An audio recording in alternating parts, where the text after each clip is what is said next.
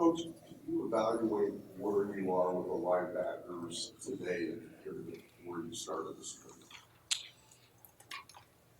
career? I mean, we're in a very different place, and I think that's part of the evolution of a unit. And there's also still like not experimentation is the wrong way to put it, but strategic um, moving of parts and pieces just to try to figure out the best combination. I think if we're doing the right thing coaching wise and coaching it conceptually, the ability to move people around becomes an advantage. And so we are, I mean, to a man, better equipped, better skilled from where we started. I think, if you look at our room, it's an interesting makeup, just in terms of the multiplicity of position. Um, a guy like George Markeith, who really is still a year into playing at the second level. Asmar, who's been field overhang, now moving in. Shane Simon, that's bounced around, and some of these guys still in their first year in the program too. I mean, we're still a work in progress and have a long way to go. But slowly but surely the picture's clearing up, and I think Saturday will be an important part of that. But it's also still really really early, and so we'll keep this movement going through the summer and into the fall. Hopefully by the time we're lined up against Louisville, we have a unit we think can win at a high level for us. What prompted you to look and shade at all the different linebacker positions? And where do you feel like ultimately is best for We felt like early in the spring that, as much as we liked what he was doing to the field, that his physique, his body type, like just when you look at him physically and how he's grown, we don't want to put limitations on where he's still in his first year, so where that frame will continue to grow and tighten spaces for him, allow him to play physically and play flat pass. And so, we see him as a factor in the box right now. He's slid in to play some Mike for us just as a way to get him box experience and get him reps. Obviously, I think he's a guy that can do both, and his experience, even last year playing a little buck, will help if we need to slide him over. Will help us do that. So, do you have? Are you at a point where you have any absolutes? Do you say, okay, this person is absolutely here, or this is absolutely a guy that's going to be a starter? I think like Asmar Bilal has done a great job this spring. He's going to be a factor for us. Now he's played two positions even this spring, and kind of settled in at Mike, but he's a guy that I think physically, and in terms of his game experience, I think enhances the unit. But it's still, I'd say from there, no. I mean, honestly, this is going to be how hard can we work at it the minute the spring game's finished. I mean, these guys are going to have to maybe take Sunday off and then on their own get back to work Monday and work in earnest through the summer, because though we're a little bit uncertain right now. In our room, we're really excited about where we're headed, and so it's each man individually taking the ownership of his own improvement, and you can do that in the summertime. I mean, and so the rest of it will sort out, and even Asmar's place in all of it. I mean, if you end up with three guys you feel good about in terms of in the box, 3 for 2, then one guy's got to play two spots, to get the balance of reps. If you end up with 4, then you're kind of locking them in position, and then when you look at third down, it's the ability to move guys into the positions that we think fit them best in those scenarios. So, I like where we are. I love the again, the multiplicity. I love the fact that we have body types that can fit in various spots and skill sets that can. Am I pleased with our level of execution right now? And no, I mean, we have a long way to go, but the potential's there. We got to keep working at it. What you kind of talked about the last 2 years of role, where you had 6'2", kind of 230-pound linebacker types. Now you've got two guys that play high school and safety in high school. Is that kind of where you want to see it, or is that just kind of how your personnel happens to fit out right now? No, I think that is the kind of the spirit of the defense in general. I mean, we want we want to be developmental, and so we want to recruit, you know, a raw skill set or an ability set at each position, and have the awareness that, you know, that a corner might grow physically into being a safety might grow physically into being a linebacker, but you know, a lot of times that path takes you through the rover position, and you know that even though the personnel is starting to kind of fit the system here, and we're still really young, and so you know, I think we're still a little ways away from having it, you know, look exactly how we want it. But you know, Drew Tranquil's path from safety to rover to buck, you know, Jordan Jim Markeith out of necessity last year, you know, just skipped the first move into the second. You know, Shane rover to buck to Mike.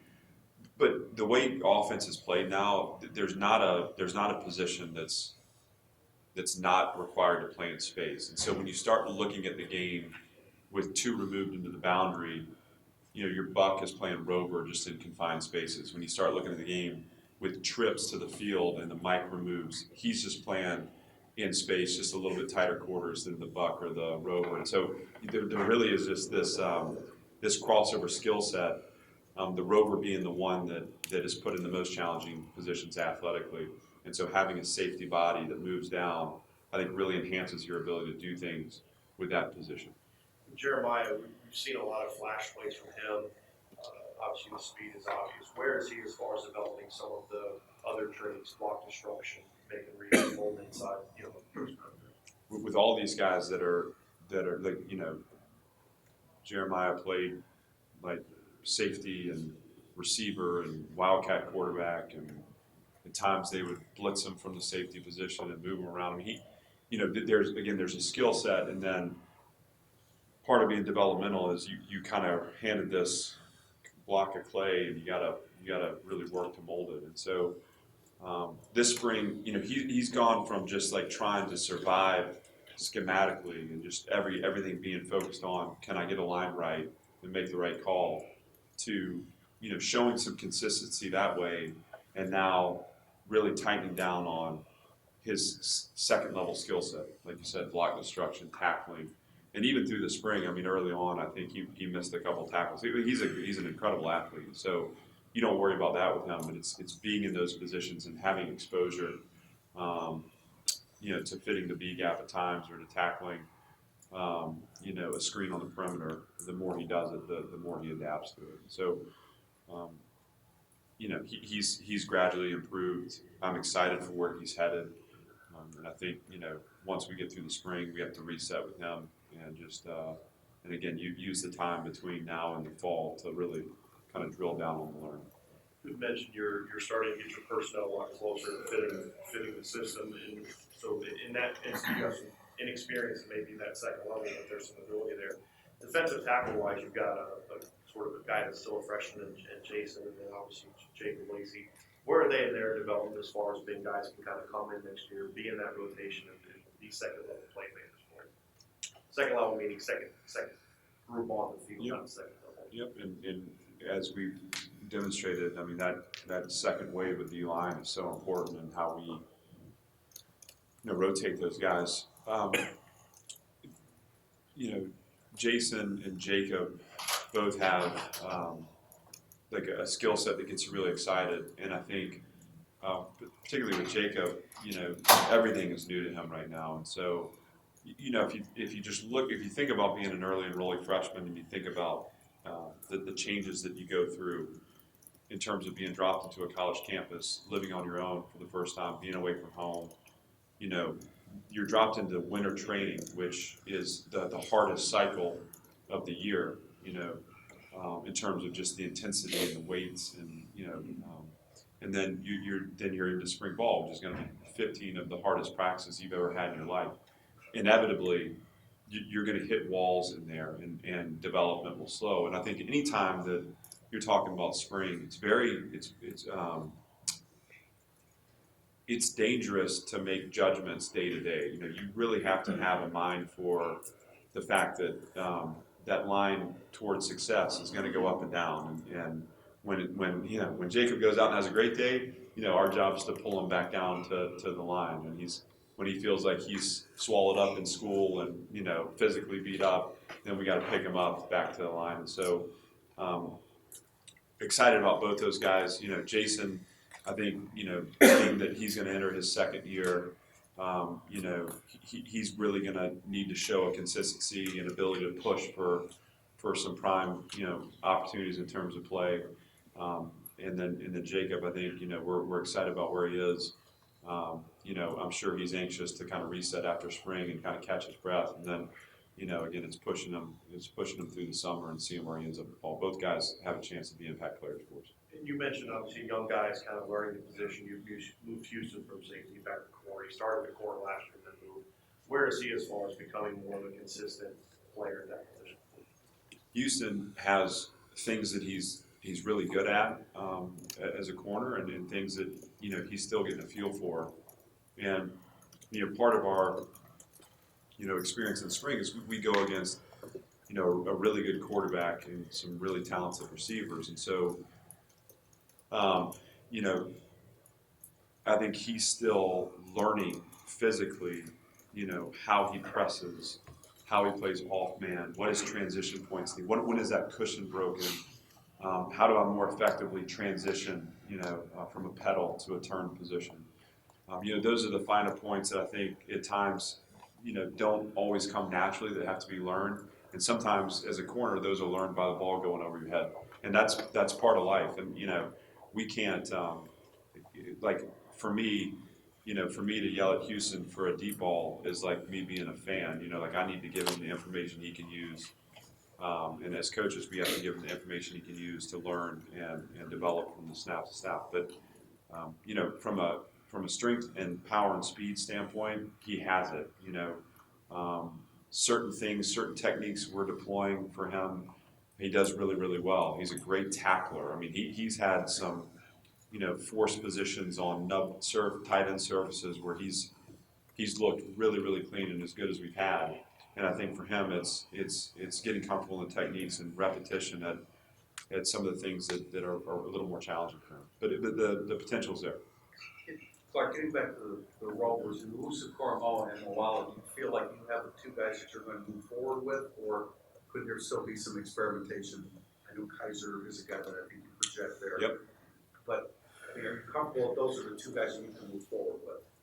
I am. I think if we continue to make progress with those two guys, I think we're going to be happy with where the depth settles. And then I think Jack Kaiser, you know, I'm really excited to see what he can add. And to me, you know, I mean, again, there's no reason for me to say we've got two guys we're going to roll with. You know, there's every reason to believe Jack Kaiser can be a factor and can push those guys. And, you know, he's got to get healthy. And once he does, I mean, he was, in his time here healthy, he was really impressive with respect to his movement skill, his work ethic. You know, he was kind of studying overtime and really learning two positions. Honestly, in the classroom, he was looking at rover and buck. I mean, he was trying to maximize his time here, right? Because that's why you early enroll. And you know, for me, there's no reason even through the season. Jack Kaiser, being that he missed spring, might work through the summer and be in position to contend for playing time in the fall. But let's say by the time we're lining up against Louisville, he's not quite ready. I mean, that light may go off 2, 3, 4 weeks in the season. We don't need to close our eyes to that. I mean, we need to give him chances. And so I'm pleased with where we are. I like the progress that those two guys, Paul and Jeremiah, have made. I think Paul is still making, you know, mistakes that are going to be correctable just with more reps and more time. But you know, I think adding Jack into that mix and letting the competition continue, I think will just push everyone to a higher level. And I know you've been impressed as an early entry guy last year in Jack Lamb, and it looks like he's got a lot of opportunities, especially in passing situations. Maybe you haven't always been as happy with him some days than others. Just your assessment of him and where he is in filling that role, being on field and passing downs. Well, you know, he has a natural instinct in coverage that um, we're gonna use to our advantage. Plus his length. I mean, when you start dropping a guy that's 6'4" into the middle of the field, the dig window tightens inevitably, right? Especially when he has a great awareness of like what's going on behind him, and I think he's shown a knack for that, and taking coaching on it too. But like Jack Lamb is my urgency with him at times in practice is about where we need to get him to, and it's about a belief that he can he can be the player that he wants to be, and there's no reason to wait on him. And so I don't treat Jack like a first year player because he enrolled early. I treat him like a guy because he's smart too. I mean, this guy knows it cold in the meetings, and so we're going to have some urgency with him to see where we can get him so that we're not limiting him to just what he does really well. Maybe there's another layer in there where he can become, a really good first and second down player for us too. So the buck position, I mean, you mentioned that maybe Lamb could just win the job outright, but might that be a spot where him and Tim Marquis, you talk about sharing the spot 3 for 2? Is that what you're referring to? I think that those guys are in competition for their rep share, and that split can go any number of ways, and that goes back to year one where it was Greer and Tavon that were kind of going through the same thing, and Tavon ended up being the swing guy for us, and so he built reps playing both spots, and through that, I mean, what you saw in that season was that the rep split being a certain way early on, and then all of a sudden you see Tavon Coney through the meat of the season, through his play at both positions, really getting as many reps as anybody at the second level. And so, again, how that plays out is to be determined. We're going to be creative and strategic. Doesn't have to be a split. If someone takes it and runs with it, then we have to put the best guy out there. If that means in an 80-play game, somebody's playing 60, somebody's playing 20, great. If the split tips a little more even, that's fine too. We got to keep an eye open to that and just see who the guys are that ultimately are playable. Last thing, a realistic timetable on Hunter Spears' return to full health and Jamian Franklin. That would be for Coach Kelly. I don't know. As I stand here, I'm excited to get them back out in fall camp. But he coach would know more about hey, when they're back full lifting, when they're back full running. I know both those guys have made significant strides, and it's nice to see them running around a little bit in warm ups and a little bit of individual. I mean, that's encouraging. So it'll be soon enough, but certainly anxious for them to be competing in the fall. Coach, is the light come on yet for Derek Allen?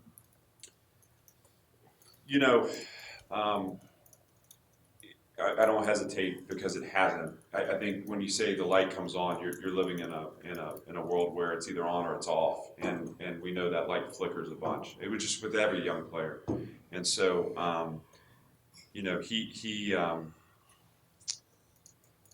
he's benefited a ton from having a lot of reps this spring. I think there are times where he was a guy that cut weight, like he had to lose some weight, and he met that challenge as spring camp went on. And it'll be interesting to see how he finishes Saturday, and then through his work in the summer and fall, where we pick up with him. Because one thing that has always amazed me is you go through the spring and like practice 14 today, you might feel like as a coach, you might feel like like what did I just do for maybe a guy just hits a wall and he's struggling. And I'm not talking about Derek specifically, this is more general. But the compounded impact of the reps and the experience, once they remove themselves from it and restudy it and retool, and when they pick it back up, there's a deeper expertise and a deeper awareness. And as a safety to make plays, you can't be thinking about necessarily like what your landmark is, what your read is. Those things need to be ingrained so that you can react to the ball in the air. And I think that's where Derek needs to kind of take the next step. Do you want him playing at that size? Do you want him as a 6'2", 220-pound safety? No, I don't. You know, that position. You know, again, talking about just modern offense. I mean, safeties have to be able to play almost like corners at time. I mean, the space there are going to be spaces created, and so you know, for him to be you know, a rebuilt 215 or, you know, in that range where he's you know, cut down body fat and built back muscle and feels like he's explosive and fast and twitchy. I mean, those are the things you're looking for. You don't necessarily put everyone in a box of what their weight range should be, but you're just being mindful of how they look while they're playing. And so, but those positions, I mean, you have to cover space as a safety. And if you're not covering spaces, you know, we can't just rotate a guy in the box all the time. That's why we have linebackers, right? And so, you know, he needs to continue to work his body so that he athletically and in terms of being explosive and rangy is in his best positions. With your nickel position, obviously, Sean Crawford's recovery plays into that. But where do you feel are your other good options there as you move into the summer? You know, we feel like we have with Sean, a guy who's done it. We're excited about bringing him back in. You know, Avery Davis is a guy who's trained this spring at the position. Jalen Elliott has trained at the position this spring. And you know, we're not going to. And then, truthfully, like we've left Paul and Jeremiah in some of those situations too, and they've held up fine. And so, when you have a little bit more athletic or you know safety body at the rover position, that kind of expands your playbook in base situations. And then in third down, I think, you know, hey, look, it could be Sean, it could be Avery, it could be some combination of Tariq Bracy coming on the field and moving a corner into the slot. I mean, we want to be, we want to respond to whatever the opponent dictates for us. And you know, we don't do that in the spring necessarily because this is really about base installations and base techniques and how we, you know, just learning the system and playing within the system. But once we get into the season and it becomes about game planning, I mean, we're gonna be outside the box, you know, like we did last year with Julian Love at times. And, so you know, we'll wait and see on that. There's anticipation that Kyle Hamilton is kind of a camera-ready kind of freshman. I mean, do you, as you're going through spring, do you think about those kind of things, or is that just you defer that to the end of the spring and then think about those junior rivals? You know, you're constantly processing what your roster is going to look like. So yes, I mean, but you know, Kyle Hamilton. Any expectation for any of these guys coming in is going to be overblown, and no one, you know, is going to be camera ready, so to speak. Nor is anyone going to be counted out. I mean, in the same breath at safety, you know, I'm interested to see what Litchfield does. You know, what he can come in and do, and I know he's excited to get after it too. And you know, what we have to do in the summer is identify, you know, the skill sets and in a lot of times the work capacity. So, you know, guys that come out with Coach Bayless and are handling the running and in condition are going to be the guys that in fall camp are going to handle the load, the workload. You know, if they're not coming in shape, they're going to start behind the eight ball, so to speak, and have to kind of work their way into a position where they're playable. Because when you play our offense and you're going tempo for, you know, 6 snaps in a row in a rack, your play is gonna really deteriorate. You know, if you're not in great condition. So we anticipate, we think about, you know, where someone might come in and help us, might supplement depth, might push for a starting job. We don't put anything, or we don't eliminate any option. There's no reason for us to, but our energy with the incoming guys is spent on how they're preparing themselves for when they get on campus. And if they can do that the right way, then they have a higher chance of being effective. Coach Kelly said, you had to give Troy Pride a little talk after Claypool, beat him a couple of times today. You want that competition level, but how has Troy come through that, and how does that make you better, and what are the finer points you want him working on at this stage? I think as a competitor, you have to learn to respond to negative outcomes by moving on to the next snap and by getting the information you can use to learn from it. I mean, you don't have to go too far back in the season, but to the Cotton Bowl to realize what, how one play can impact, kind of a sequence of events. And unless we are able to kind of clear that snap and move on to the next and reset on our technique and reset on our focus, you're gonna experience this spiral and this snowball effect of negative outcomes.